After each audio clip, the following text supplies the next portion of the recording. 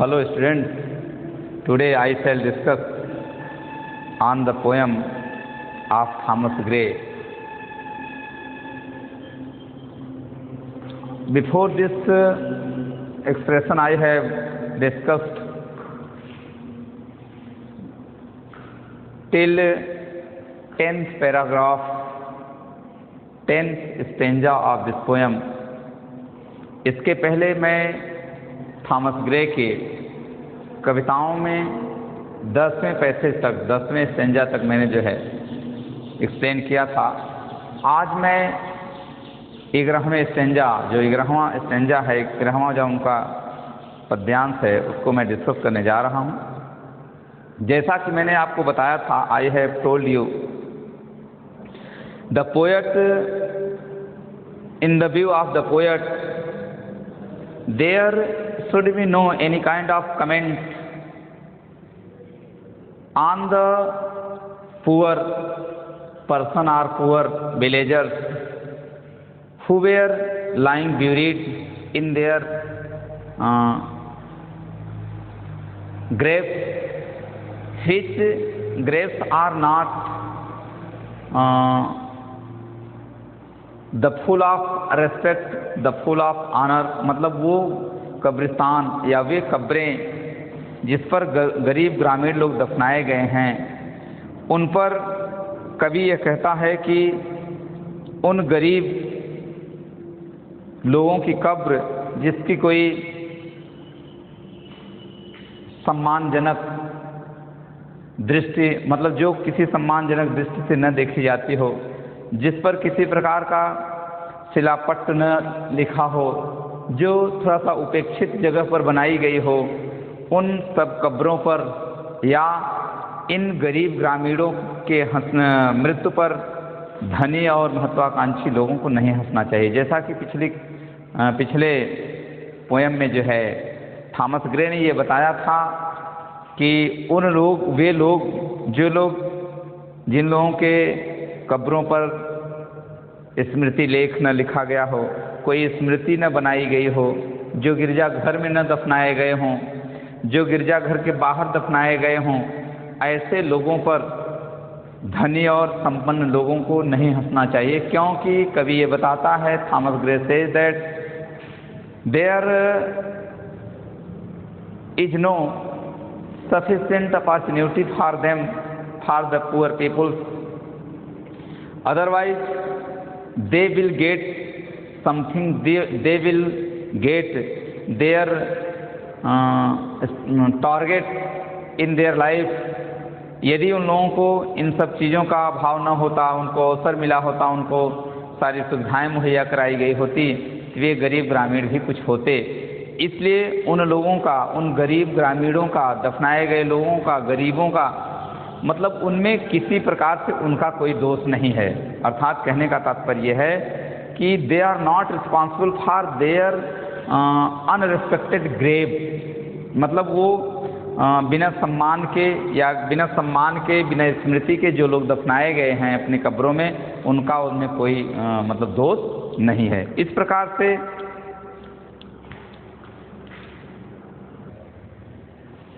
I mean to say that the poor people are not responsible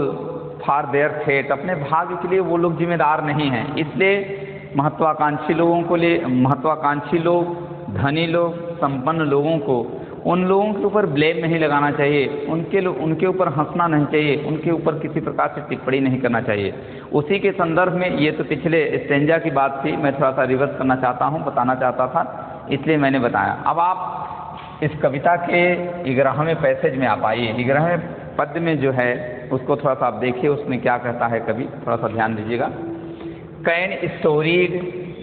earn or animated bust back to its mansion call the fleeting breath, can honour's voice provoke the silent dust or flattering soothe the dull cold ear of death. The poet means to say that, कवि यहाँ पर जो है ये बताना चाहता है कि कोई भी व्यक्ति चाहे जितना यश, चाहे जितना कीर्ति, चाहे जितना सम्मान, चाहे जितना चाटुकारिता मतलब कि चीटिंग किया हो, वो सारी चीज़ें उसने अपनी स्मृति में जो भी प्रतिभाओं, मतलब ये कहने का तात्पर्य है कि can storied urn or animated bust back to its mansion call the fleeting breath, can honour's voice provoke the silent dust. कहने का तात्पर्य है कि कोई भी व्यक्ति, यहाँ कवि कहता है कि कोई भी व्यक्ति अपने जीवन में चाहे जितना यश, कीर्ति, सम्मान, चाहे जितनी चाटुकारिता मतलब कि चाटुकारितापूर्ण बातें अर्थात चीटिंग, फ्लैटरिंग, चाहे जितना चीज़ें वो अपने जीवन में किया हो, सारी चीज़ें मृत्यु के पश्चात मतलब कि जब आदमी जो है कब्र में मतलब अंतिम अपने जीवन के अंतिम पायदान पर पहुंचता है तो वो सारी चीज़ें जो है महत्वहीन हो जाती हैं। कहने का तात्पर्य है, कवि ये बताना चाहता है कि जो भी महत्वाकांक्षी लोग हैं, धनी प्रतिभा वाले लोग हैं, जो संपन्न लोग हैं, उन लोगों को एक प्रकार से इंस्पायर करता है, प्रेरित करता है। वो कहता है कि चाहे जितने धनी व्यक्ति हों, चाहे जितने यश कीर्ति प्राप्त वाले व्यक्ति हों, प्राप्त करने वाले व्यक्ति हों, चाटुकारी व्यक्ति हों, सम्मान पाने वाले व्यक्ति हों, सभी लोगों का यह दायरा, सभी लोगों का यह सम्मान, वो इत्यादि सभी प्रतिभाएं जो होती हैं मृत्यु के पश्चात महत्वहीन हो जाती हैं। कहने का तात्पर्य ये चीज़ें मृत व्यक्ति को पुनः जीवन नहीं दिला सकती। These things cannot realize, these things cannot provide to the people, to the dead people as a lifeful people, as a lifeless people। मतलब ये कहा जाता है कि ये चीज़ें पुनः व्यक्ति को मतलब चाहे जो उतना धन कमा लिया हो, यश कीर्ति कमा लिया हो, यश कीर्ति वाला व्यक्ति हो गया है, लेकिन उसके जीवन में वो उसके मतलब मृत्यु के पश्चात सारी चीज़ें महत्वहीन तो हो जाती हैं, लेकिन ये चीज़ें उसको दोबारा जो है जीवन नहीं प्रदान करती हैं। The poet means to say that after the death of person his honour, it means after the death of person मतलब किसी व्यक्ति के मृत्यु के पश्चात हिज ऑनर उसका सम्मान, मतलब वो जो सम्मान अपने जीवन में प्राप्त करता है। हाँ, can storied urn or animated bust, कहने का तात्पर्य है कि उसने जो भी मतलब कि मृत्यु के पश्चात मतलब वो जब मर गया है, सचित्र अस्थिकल, स्टोरीड मीन्स होता है स्टोरीड माने सचित्र अस्थिकल, एनिमेटेड माने जीवंत, बस माने धड़ तक, मतलब वो अपने जीवन में अपने जीवन के अंतिम चरण तक जो उन्हें उसने अपने जीवन में ऑनर, सम्मान, his flattering and his statue मतलब अपनी जो प्रतिभा को, अपने जो जीवन को जिस प्रकार से फ्लैटरिंग होता है फड़फड़ाते हुए, मतलब कि फ्लैटरिंग करके मतलब अपने जीवन को संघर्षरत करके जो भी कमाया है, made in his memory are meaningless for him, मतलब वो अपने स्मृति के लिए, अपने जीवन को यादगार बनाने के लिए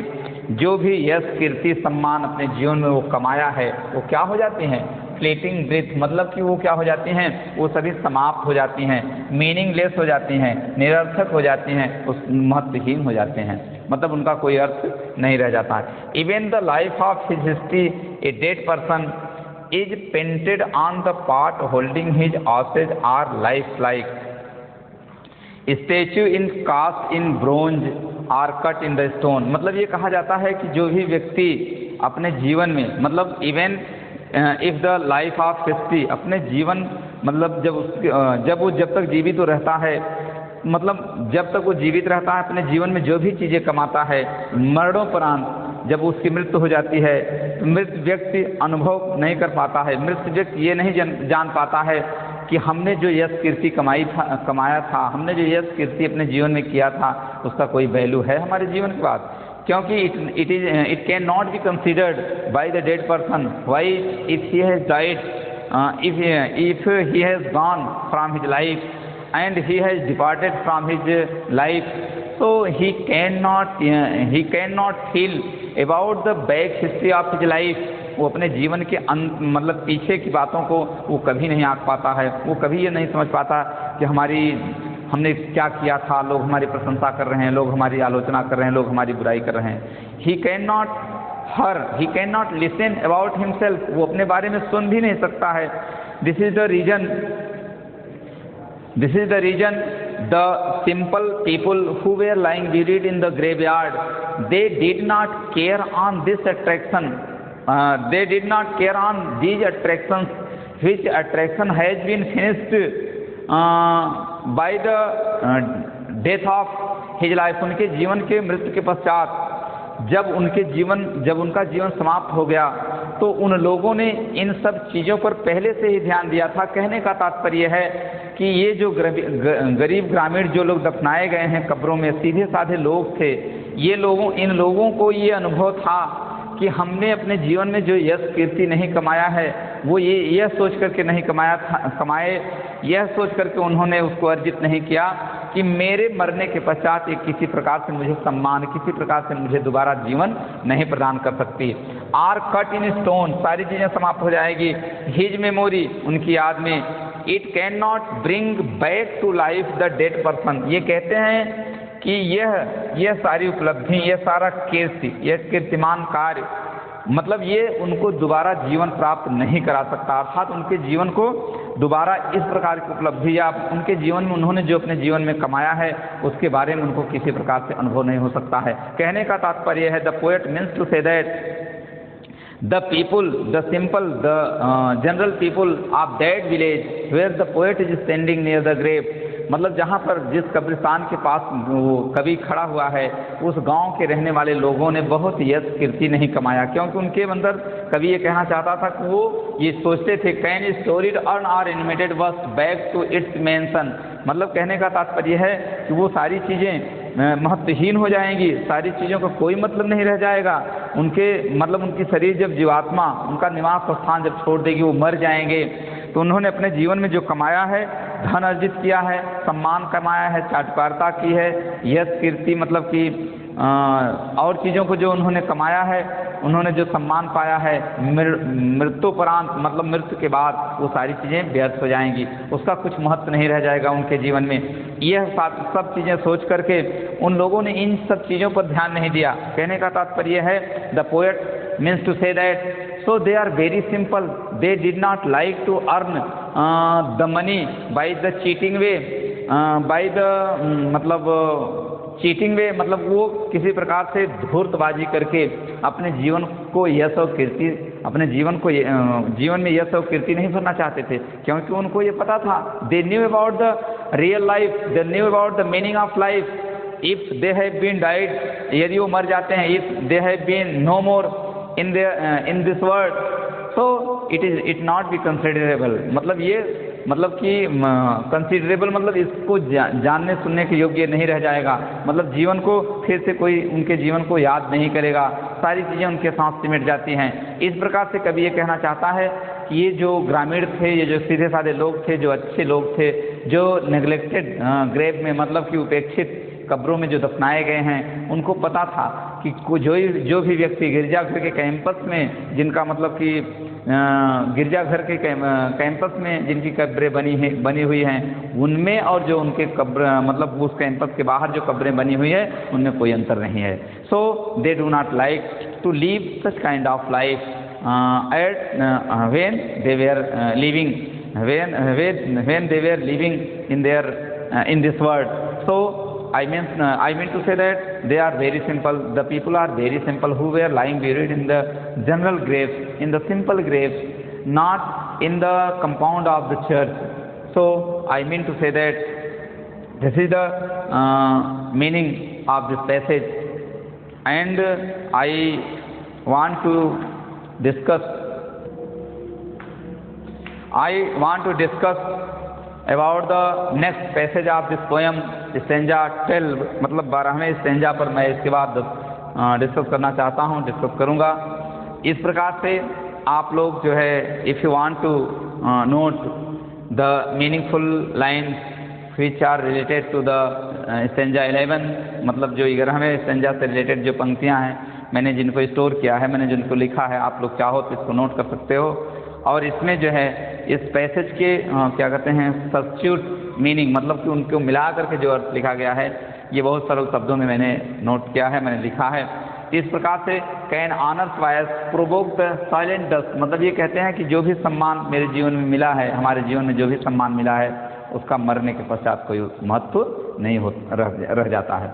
सो I think perhaps in this neglected spot is laid some heart once pregnant with electrical fire, hence that the rod of empire might have swayed or waked the ecstasy the living liar। इसमें जो कवि है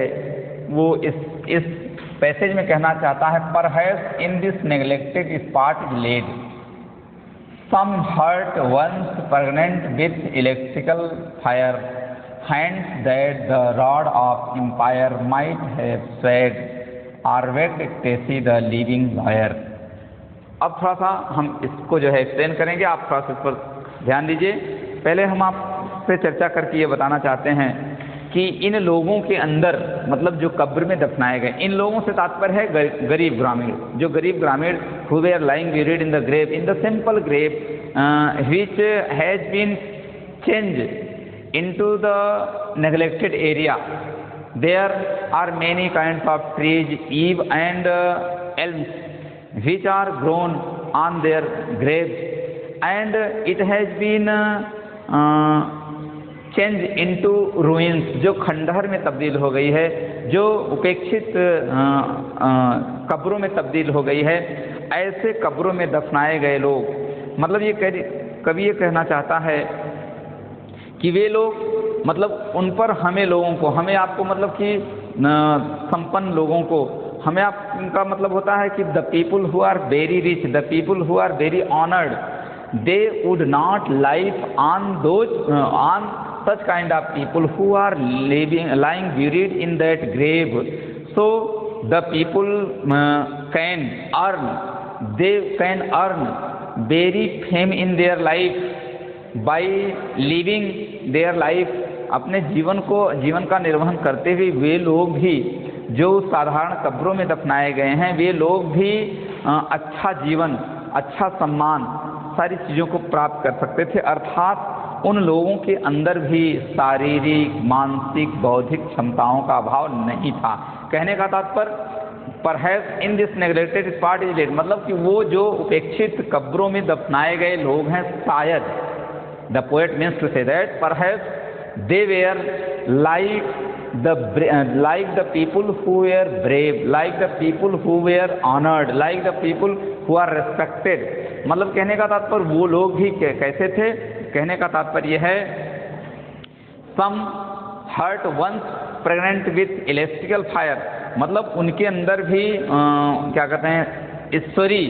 प्रतिभा का भाव नहीं था। Pregnant मतलब उनके अंदर भी ऐसा भाव था, वे इस प्रकार से भी उनके अंदर ज्ञान था, मतलब वो ऐसे नहीं थे कि जो है केवल उनके अंदर उपेक्षा ही थी, उनके अंदर अज्ञानता भरी हुई थी, वे लोग भी उससे सारगर्भित थे, ज्ञान का भंडार उनके अंदर था। Hands that the rod of empire, उनके अंदर भी रॉड ऑफ एम्पायर मतलब कि राज्य कर, मतलब कि उनके अंदर साम्राज्य को, मतलब कि क्या कहते हैं, शासन करने की, राजदंड करने का, मतलब राजदंड के पात्र का, राजदंड होने की पात्रता उनके अंदर भी पाई जाती थी। माइट है स्वाइड, वे भी शासन कर सकते थे। Or waked to ecstasy the living lyre, वे भी वाद्य यंत्रों पर, मतलब कि एक प्रकार से प्रेरणादायक वाद्य यंत्र होता है जो एक बीड़ा होती है, उसको, उस पर उन लोगों को गाने की, उस पर उन लोगों को कुछ गुनगुनाने की क्षमता थी। अर्थात कहने का तात्पर्य है perhaps a man among the persons buried in the neglected churchyard, मतलब वे लोग, जो लोग नेग्लेक्टेड माने उपेक्षित कब्रों में दफनाए गए थे, उन लोगों के बीच में, मतलब उन लोगों के बीच में, मतलब उन लोगों के, वे लोग जो दफनाए गए थे उनमें भी शायद there mighty be same full of divine inspiration, वे जिनके अंदर ईश्वरीय ज्ञान, ईश्वरीय प्रेरणा, ईश्वरीय शक्ति है, ऐसे व्यक्ति उनके दफनाए गए लोगों में भी थे। कवि के कहने का तात्पर्य है कि वे लोग, मतलब जो लोग उस उपेक्षित कब्रों में दफनाए गए हैं, उनके अंदर, उनके बीच में शायद फुल ऑफ डिवाइन इंस्पायरेशन, मतलब कि ईश्वर द्वारा पूर्ण रूप से प्रेरित किए जाने वाले लोग जैसे थे, उस प्रकार के लोग उस कब्र में भी थे, मतलब उनको भी अगर अवसर प्राप्त हुआ होता, if they have got the opportunity against the circumstances of their life, they might leave happiness life at that period. So and exercising their authority over land or enjoying the magic power of music, मतलब यदि उनके हाथों में, मतलब यदि उनको अवसर मिला होता तो वो भी बीड़ा के सहारे, लिविंग लायर का मतलब होता है कि प्रेरणादायक, जिस प्रकार से एक बीड़ा होती है, जिस प्रकार से एक वाद्य यंत्र होता है, उस पर आप जिस प्रकार से अपने हाथों को, अपने अंगुलियों को रखेंगे तो उस प्रकार से उसमें स्वर, उसमें टोन निकलता है। तो ऐसे लोग भी, वो लोग ऐसे भी थे जो उसमें दफनाए गए थे कि यदि वो अभ्यास करते,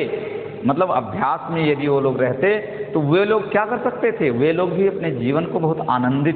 आनंदित रूप से जीते। मैजिक पावर ऑफ म्यूजिक, अच्छे अच्छे गानों को, मतलब अच्छे अच्छे गीतों को, अच्छे अच्छे संगीतों की, अच्छे अच्छे जादुई संगीतों को, अच्छे अच्छे ईश्वरीय संगीत को भी वो गाने की क्षमता रखते, अर्थात उनके अंदर कैपेसिटी होती। टू प्रोड्यूस इंचांटिंग वर्सेस, मतलब वो कवि कहता है कि वो लोग क्या करते, टू प्रोड्यूस मतलब निकालते, वाद्य यंत्रों के माध्यम से वे लोग क्या करते, प्रोड्यूस इंचांटिंग वर्सेस, मतलब कि जादुई कविताओं को भी प्रदर्शित करने की क्षमता उनके अंदर होती। अर्थात the poet means to say that among the people who are lying buried in their graves, in their neglected grave, in their neglected churchyard, the people, in the general people, some people are as who can ruled like the king of at that time, and who were like a great musicians of at that time, मतलब उस समय के लोग जो शासन करते थे, शासन करने की क्षमता जिनके अंदर होती थी, जो संगीतकार होते थे, गीतकार जो लोग होते थे, ऐसी क्षमता वाले व्यक्ति भी उस कब्रों में दफनाए गए हैं, अर्थात उनकी भी क्षमता उनके बराबर की थी। The poet again say that the seeds of greatness were hidden in them, कभी ये कहना चाहता है that the road of empire, आपने ये देखा कि साम्राज्य मतलब राज्य करने की क्षमता, सम्राट होने की क्षमता, मतलब उनके अंदर राजदंड देने अर्थात सम्राट होने की क्षमता। वेग्ड to ecstasy the living lawyer, मतलब बीड़ा के सहारे वे अच्छे अच्छे गीत गाने गुनगुनाने की क्षमता। और क्या, the seeds of greatness were hidden, मतलब उनके अंदर ग्रेटनेस माने बहुत अच्छे महानता के बीज छिपे हुए थे। मतलब जैसे होता है कि किसी खेत में जो है बीज की बुआई की जाती है, बीज बोया जाता है, तो उसमें अच्छे अच्छे पौधों का विकास होता है। और तो कहने का तात्पर्य है कि कभी ये कहना चाहता है, Thomas Gray wants to say that the seeds of greatness, मतलब अच्छाइयों के बीज, मतलब अच्छे होने के बीज, मतलब जिससे अच्छे पौधों का विकास होता है, अच्छे पौधे निकलते हैं। वेयर हाइडन इन देम, मतलब उनके अंदर छिपी हुई थी, मतलब उनके अंदर अच्छे बीजों का अंकुरित होने की प्रक्रिया थी। मतलब उनके अंदर भी अच्छे अच्छे बीज उत्पन्न, मतलब बीजों से अच्छे उत्पन्न होने वाले पौधों की भांत, मतलब अच्छे गुण वाले व्यक्ति थे, उनके अंदर प्रतिभाएं छिपी हुई थी। But for want of favourable opportunity their potential could not be explored, मतलब ये कहा जाता है कि but for want of favourable opportunity, यदि उनके पक्ष मतलब उनके अनुरूप समय उनको मिला होता, यदि उनके अनुरूप उनको समय मिला होता, तो उनके अंदर की जो क्षमताएं थी, उनके अंदर की जो प्रतिभाएं थी, वो सामने आकर के मुखर होती, मतलब सामने आती, और वे लोग भी कैसे हो जाते, एक सम्मानित व्यक्ति हो जाते, एक क्या कहते हैं कि सम्मान पाने वाले व्यक्ति होते, एक चाटकारी व्यक्ति होते, एक अपनी स्मृति अपनी प्रतिभा को निखारने वाले व्यक्ति होते, अर्थात वो अपने जीवन को बहुत अच्छे ढंग से जी लेते। लेकिन but they have not gotten the good opportunity or the favourable opportunity of their life, मतलब वो लोगों ने अपने जीवन में अच्छे मतलब अवसर को प्राप्त करने के अभाव के कारण वे अपने जीवन को अच्छे ढंग से नहीं जी पाए। So the poet means to say that the people who are lying buried in the simple grave, in the neglected grave of that village. So he wants to express about the inner greatness or inner knowledge, intelligence of the people who were very simple, and the people who were very rich, who were very honored, who were very respected, they would like the people, like those people who are very honored, who are very respected. So I mean to say that the people who were lying buried in the simple graves, they were like the brave, like they were, if they will get the opportunity in their life, if he will get the opportunity in his life, they will be a respected person, they will be a honored person. Like the narrating person, the poet is discussing between two kinds of people. Some people who would have gotten the honored, who would have gotten the respect in their life. And I mean to say that perhaps in this neglected spot is laid, मतलब वही बात बार बार कभी कहता है कि वे लोग, जो लोग उस कब्र में दफनाए गए थे, उन लोगों में, उन कब्रों में दफनाए गए लोगों के बीच में अच्छे अच्छे लोग भी थे, जो अवसर के अभाव में, मतलब संसाधनों के अभाव में, जो अपने जीवन का पूर्ण विकास नहीं कर पाए। और उसके पहले कि 11वें पैसेज की कविता में कवि ये कहता है कि वे लोग ऐसे भी लोग थे जो लोग जानते थे कि मरणोपरांत, मृत्यु के पश्चात सारी ख्याति, सारी चीज़ें यहीं रह जाएगी, चाहे व्यक्ति जितना धन दौलत कमाया हो, वह उसको दोबारा उस धन दौलत के माध्यम से दोबारा उसको वह जीवन नहीं प्राप्त हो सकता। अर्थात उस जीवन का कोई भी मूल्य उसके जीवन को पुनः दिलाने के लिए सार्थक साबित होगा। अर्थात कहने का तात्पर्य यहाँ कभी ये 11वें स्टेंजा में ये बताया कि व्यक्ति के मरने के बाद सारी उसकी ख्यात, सारी उसकी सम्मान, सारी उसकी चाटुकारिताएं महत्वहीन हो जाती हैं। ये लोग वो जानते थे। कहने का तात्पर्य यहाँ है कि कभी ये कहता है कि वे लोग जानते थे, इसलिए उन लोगों ने इस प्रकार का ज़्यादा प्रयास अपने जीवन में इन सब ख्याति को, इन सब सम्मान को पाने का प्रयास नहीं किया। और इसमें ये बताता है कि हमें आपको उन लोगों पर हंसना नहीं चाहिए, मजाक नहीं उड़ाना चाहिए, दोष नहीं लगाना चाहिए। क्यों नहीं लगाना चाहिए? क्योंकि उनमें जो लोग दफनाए गए हैं, जिनको मतलब कि धनी लोग, जिनको संपन्न लोग उपेक्षित दृष्टिकोण से देखते हैं, उनके बीच में अच्छे अच्छे लोग थे, उनको अच्छा अवसर नहीं प्राप्त हो पाया, इसलिए उन्होंने अपने जीवन में बहुत तरक्की नहीं कर पाई। So I mean to say that but for favourable opportunity, मतलब उनके पक्ष में, मतलब कहिए कि अनुकूल उनको वातावरण नहीं मिला, अवसर नहीं प्राप्त हुआ, नहीं तो वे लोग भी अपने जीवन में बहुत ख्याति प्राप्त करते। So the 12th stanza of this poem, An Elegy to Ten Country Churchyard, has been finished. I am going to discuss on the 13th stanza of this poem. So 11 and 12 stanza, which are full of such kind of thought. It was considered in the view of the poet. Thomas Gray told us that the people who are rich, the people who are respected, they would not laugh at the condition of the simple living person. मतलब साधारण ढंग से जीने वाले लोगों के ऊपर हमें आपको नहीं हंसना चाहिए, क्योंकि उनके अंदर भी इस प्रकार की प्रतिभाएं दबी हुई थी। अवसर के अभाव में उन लोगों ने अपने जीवन को उसी सामान्य ढंग से बिता डाला। सो I am going to discuss on the 13th passage of the poem, An Elegy Written in Country Churchyard. So keep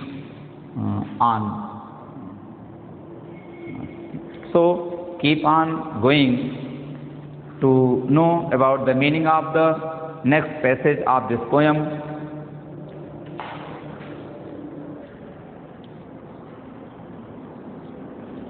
In the next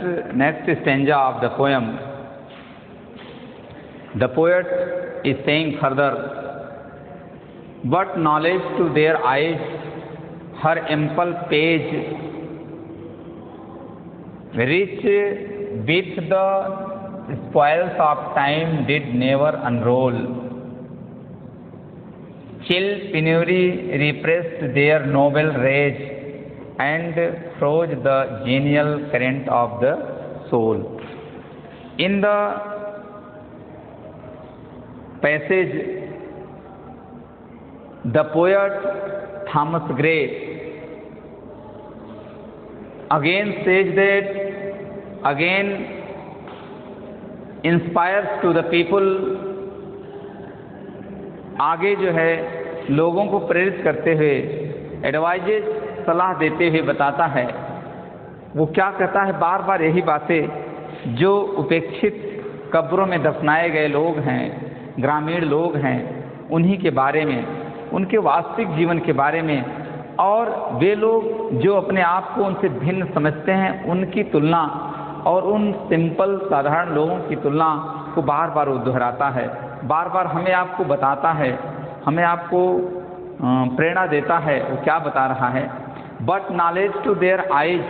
her ample, मतलब वो ये कहता है कि हर एम्पल पेज, मतलब ये लोग भी धनी प्रतिभा के थे, मतलब धनी प्रतिभा वाले व्यक्ति थे, उनके अंदर भी ज्ञान था, वे लोग भी ज्ञानी थे। Rich with the spoils of time did never unroll, मतलब उनका जो जीवन था, उनके भाग्य का जो जीवन था, उनका जो भाग्य था वो खुल ही नहीं पाया। कहने का तात्पर्य है कि कभी ये कहता है कि वे लोग भी, जो लोग उस सिंपल कब्र में दफनाए गए हैं, वे लोग भी अच्छे धनी प्रतिभा संपन्न व्यक्ति थे, but they did not get the favorable, get the good chances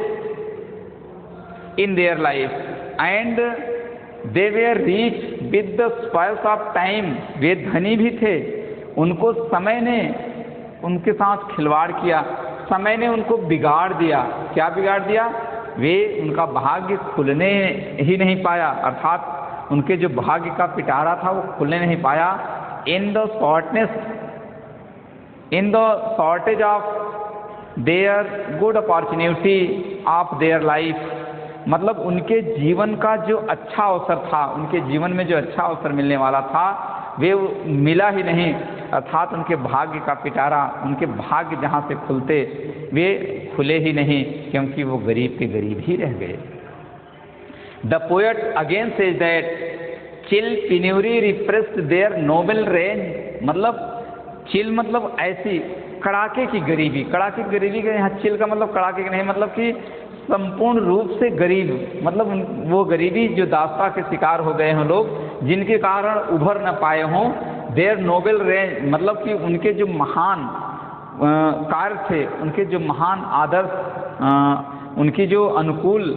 परिस्थितियाँ थी, वहाँ तक उनको पहुँचने नहीं दिया। And froze the genial current of the soul, मतलब उनके जो आत्मा, वे लोग जो विकास कर पाते, अर्थात वे लोग विकास की तरफ, मतलब उत्साह की तरफ, विकास की तरफ बढ़ ही नहीं पाए। कहने का तात्पर्य है, the poet means to say that the villager, वो बार बार कभी वही बताता है, the villagers who were buried in the churchyard, वे गरीब लोग जो उस कब्रिस्तान में दफनाए गए थे। The people who were very simple, the life of the people are very simple, उनका जीवन भी बहुत साधारण था।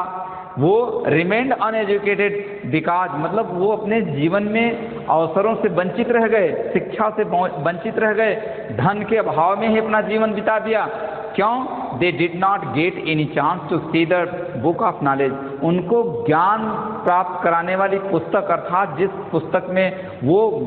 मतलब वो चीज़ें लिखी हुई थी, ऐसे पुस्तकों को उनके जीवन में पढ़ने का अभाव रह ही गया। The poet means to say that they could not see the book which book is related to progress of his life, मतलब वो किताब, उस किताब का ज्ञान का भाव उनके जीवन में रह ही गया, जिस किताब को वो लोग पढ़ ही नहीं पाए, मतलब उस जिस किताब में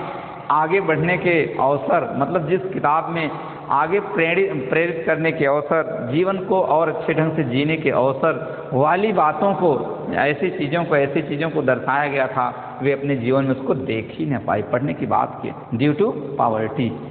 मतलब विपन्नता के कारण वो अपने जीवन में उन किताबों का अध्ययन ही नहीं कर पाए। जब अध्ययन ही नहीं कर पाए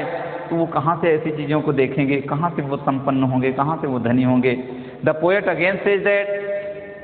there extreme poverty did not allow their genius to flow. मतलब उनके अंदर जो क्या कहते हैं उत्साह था, उनके अंदर जो संपन्नता थी, उनके अंदर जो ज्ञान की प्रखरता थी, इन चीज़ों को उनकी निर्धनता, उनकी गरीबी, उनकी मलिन हालत, मलिन परिस्थितियाँ उभरने का अवसर ही नहीं प्रदान कर पाई। कहने का तात्पर्य है, आगे कभी कहता है कि चिल पिन्योरी रिप्रेस देयर नोबेल, मतलब उनके अंदर जो प्रतिभाएं दबी हुई थी, उस प्रतिभा को आगे बढ़ने के लिए निर्धनता बार बार उनको रोकती है। अर्थात निर्धनता के कारण वे अपनी संपन्नता, अपनी प्रतिभा को आगे नहीं बढ़ा पाए। यहाँ पर देखिए कवि जो है बार बार ये कहता है, this is the very remarkable very important stanza for the examination, so it can be noted down by the student. मैं ये कहना चाहूँगा कि विद्यार्थी जो स्टूडेंट जो इसको देख रहे हैं, इन पैसेज में मतलब इस पोएम के अंतर्गत ये पैसेज जो है थोड़ा सा ज़्यादा इम्पॉर्टेंट है। इसको आप चाहो तो नोट कर सकते हैं। इसके अंदर जो व्याख्या की गई है उसको आप जो है अपने सरल शब्दों में भी लिख सकते हो। नहीं, वैसे मैंने तो बहुत सरल शब्दों में इसको लिखा है, आप ध्यान दो, बहुत सरल शब्दों में इसका अर्थ है। कभी बार बार उन्हीं लोगों को, मतलब कि जो लोग उपेक्षा के दृष्टिकोण से देखे जाते हैं, जैसे गरीब लोग जो होते हैं, समाज में जो हर संपन्न व्यक्ति होता है वो उपेक्षा के दृष्टिकोण से ही देखता है। तो उस उपेक्षा की दृष्टि से देखे जाने वाले लोगों के लिए कवि जो है हमें, आपको या ऐसे लोगों को जो उपेक्षा के दृष्टि से उनको देखते हैं, उनको बार बार आगाह करता है। यहाँ तक कि सारी चीज़ें, जीवन से संबंधित सारे पहलुओं पर वो चर्चा करते हुए यहाँ तक वो ये भी बता दिया कि सारी जो संपन्नता की चीज़ें हैं, सम्मान की चीज़ें हैं, मृत्यु के पश्चात सारी चीज़ें महत्वहीन हो जाती हैं, बेकार हो जाती हैं, वर्दलेस हो जाती हैं। सो इन फर्दर मतलब आगे वो बताता है, their extreme poverty did not allow their genius to flow even though they were poor, they were right and just, but they have to swallow their anger in the face of unjust rich tenants. The poet again says that the people who are out of the knowledge, who are out of the study of the book, which book are very important for the progress of their life, मतलब उनके जीवन में progress करने के लिए जिन किताब की आवश्यकता थी, निर्धनता के कारण वे उस किताब को स्पर्श ही नहीं कर पाए, देख ही नहीं पाए। So they have been very poor, they have faced such kind of opportunity in their life. उन्होंने इस प्रकार की परिस्थितियों का बहुत सामना किया, but they could not get the goal of their life, अपने जीवन के लक्ष्य को नहीं प्राप्त कर सके। So the poet again says that but they have to swallow their anger. उन्होंने क्या किया, अपने जो क्रोध थे, उनके अंदर जो मतलब विपन्नता थी, उनके अंदर जो ग्लानि थी, उनके अंदर जो मतलब क्या कहते हैं कि दुख की भावनाएं थी, उसको, अपने क्रोध को उन्होंने क्या किया, निगल गए मतलब कि ऐसी परिस्थितियों का सामना करते हुए वे लोग बर्दाश्त ही करते रहे। अर्थात the poet again says that, कभी ये आगे ये बताता है कि इसलिए उन्होंने अपने दुख को पी लिया, इसलिए उन्होंने अपने दुख का सामना कर लिया। There is no any chances to progress them, मतलब उनको आगे बढ़ने के लिए कोई अवसर ही नहीं थे, उनको आगे बढ़ने के लिए, उनके विकास करने के लिए कोई अवसर उनके जीवन में थे ही नहीं, क्योंकि the poet is sitting at the on the bank of the deserted graves, on the decayed graves, where nothing person, where nothing atmosphere, where nothing disturbance. So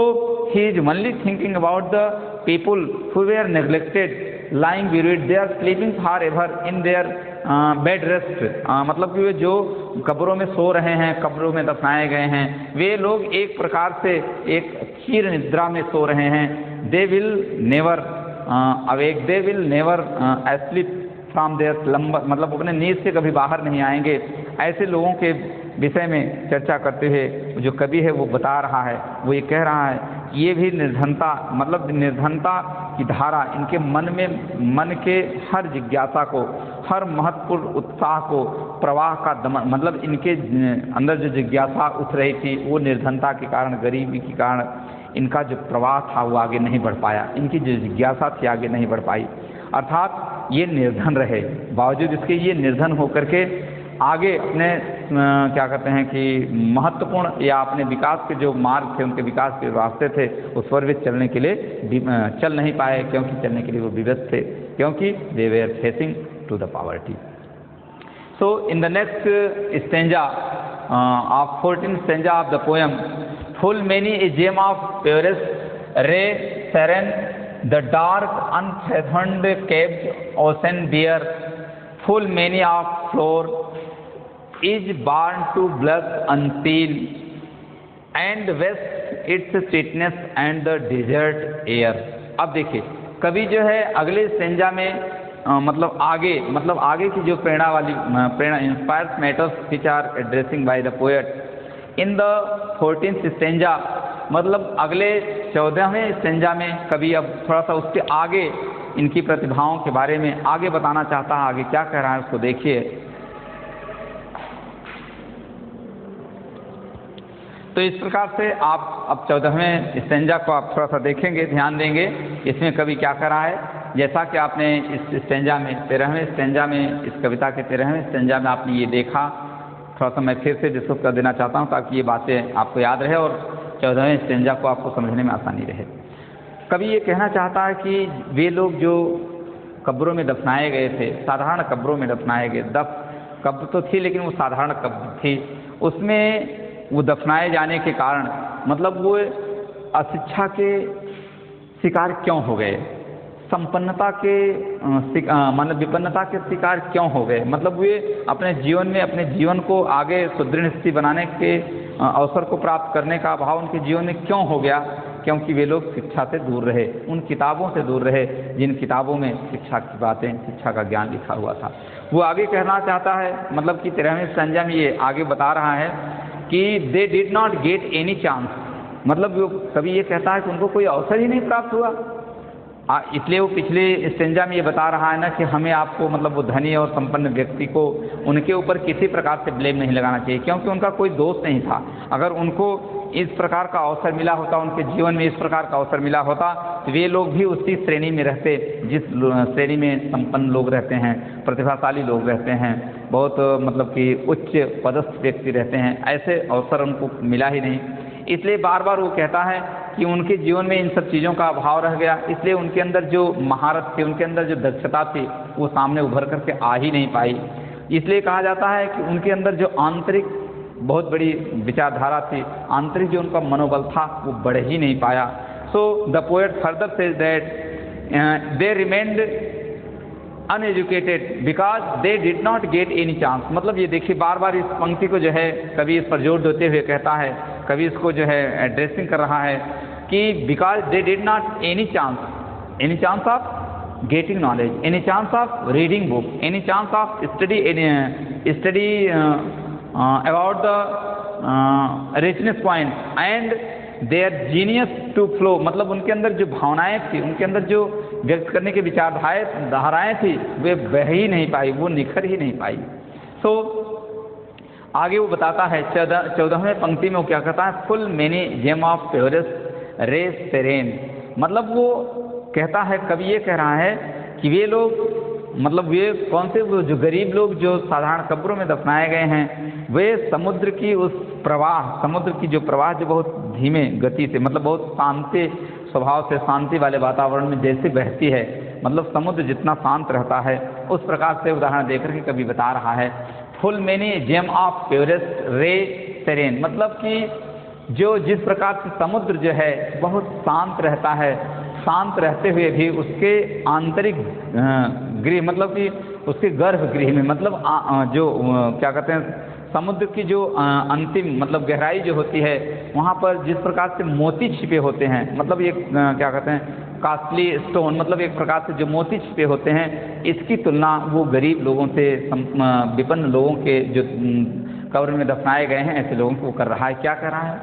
full many a gem of purest ray serene the dark unfathomed caves of ocean bear. ये कहते हैं कि ऐसी वस्तुएं, ऐसी चीज़ें, ऐसे मणि, ऐसे क्या कहते हैं बहुत कीमती पत्थर, वो कहाँ पर पत्थर पाए जाते हैं? वो कह रहा है कि द डार्क अनफेथन्ड केव, मतलब कि वो बहुत गहरी खाई में, केव्स ऑफ ओशन माने समुद्र के पानी की गुफा। यहाँ पानी की गुफा का तात्पर्य होता है कि समुद्र की अंतिम गर्भगृह, मतलब अंतिम उसकी क्या कहते हैं सतह, जिस सतह में मतलब कि नॉट सो, मतलब कि ओशन बियर, मतलब ऐसे चीज़ें, ऐसे कीमती पत्थर जो न दिखाई देने वाले हों, जो न दिखाई पड़ते हों, इस प्रकार की प्रतिभाएं, the poet means to say that such kind of ambitious thought which are very remarkable, which are very important in their life,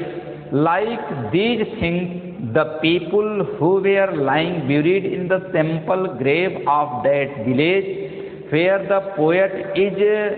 sitting. So the people who were very simple and the ancestors of their persons were very simple, who were lying buried in the grave,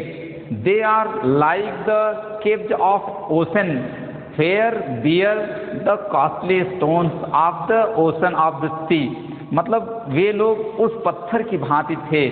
जो एक शांत स्वभाव वाले वातावरण में समुद्र के अंतिम सतह में, जिस प्रकार से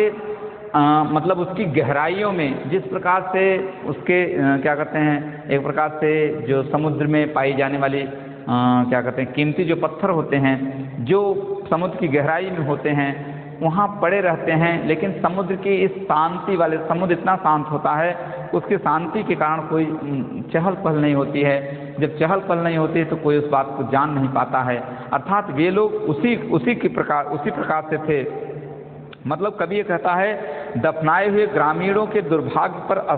वो लिखता है, वो कहता है इन गुणों की परीक्षा व सराहना उसी प्रकार न हो सकी। मतलब ये कहते हैं कि they are also very learn person, they are also very skilled person. वे लोग भी उतने ही गुणवान थे जितने, मतलब और लोग जितने गुणवान थे, लेकिन उनकी व्याख्या, उनके बारे में जानकारी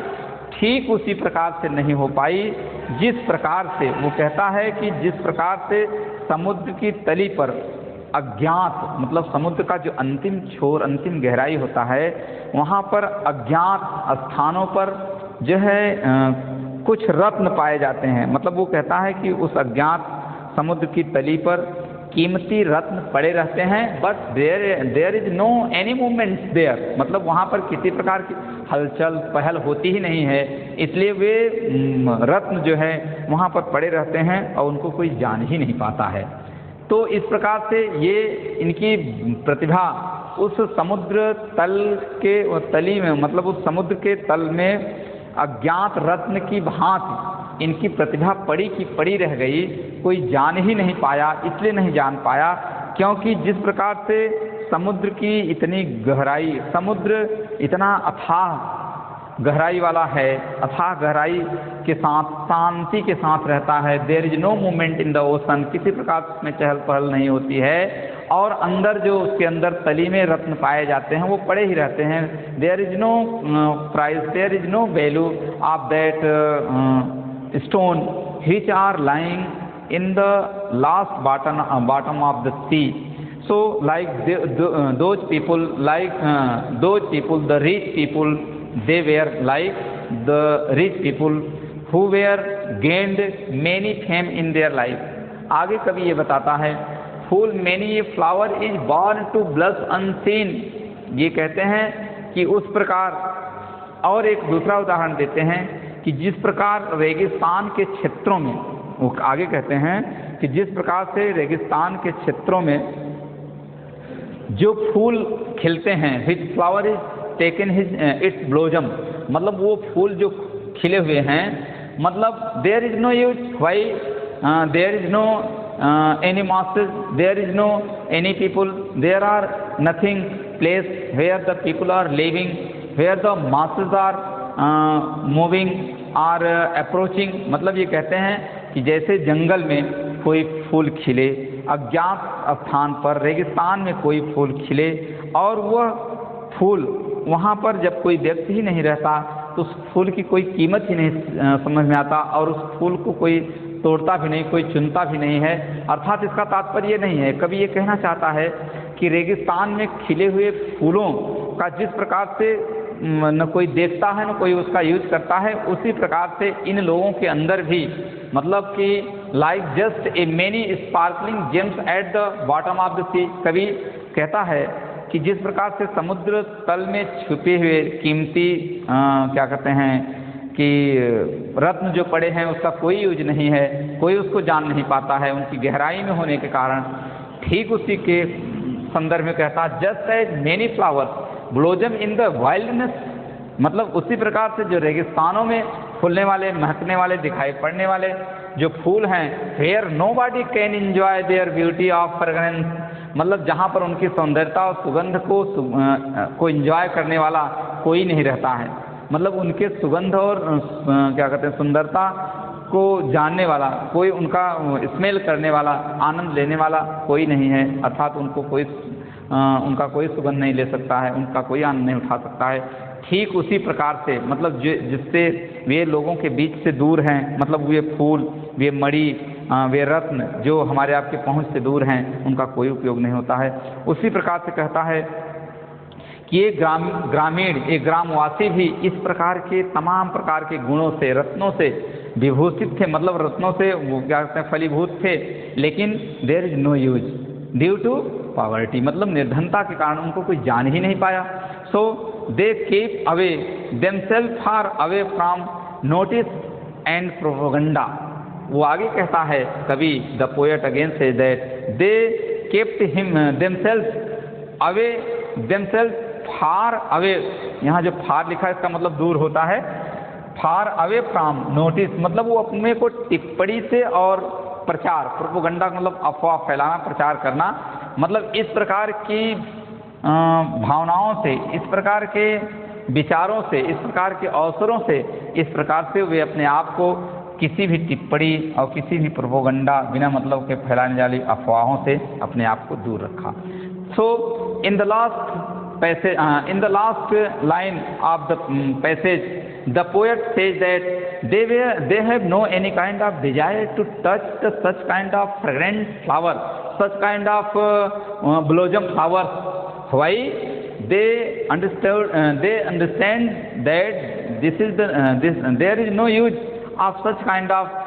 fragrant flowers. They were like the wilderness place where there is no people, where nobody can enjoy. So like the precious stone of the ocean, they would have get to the good opportunity of their life. Why they have lost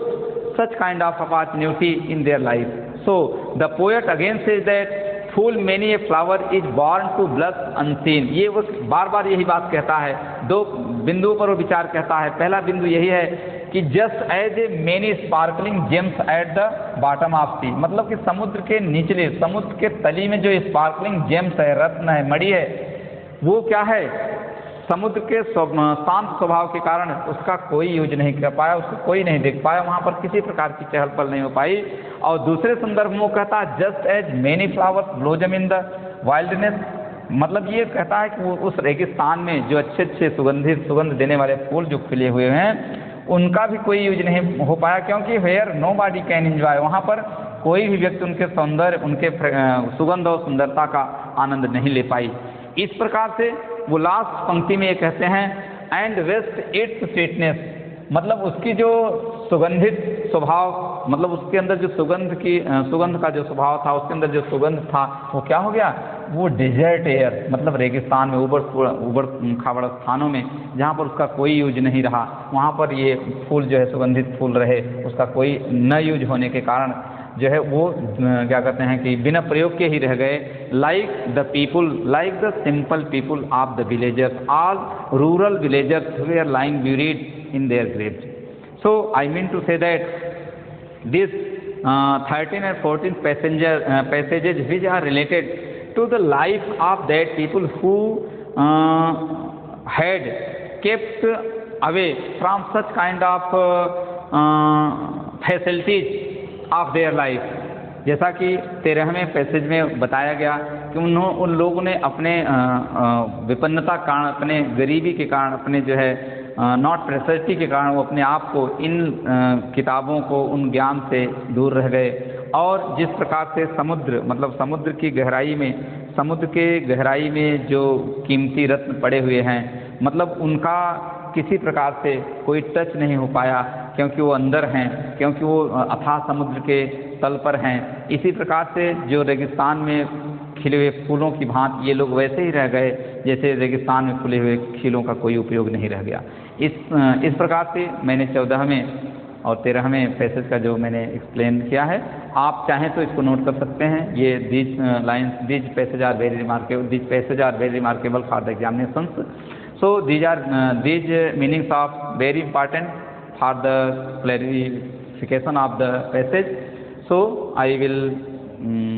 get the next passage of the poem An Elegy in Temperature Chart. So I hope that the meaning of the passage has been explained today, and I will discuss on the next visit of the class.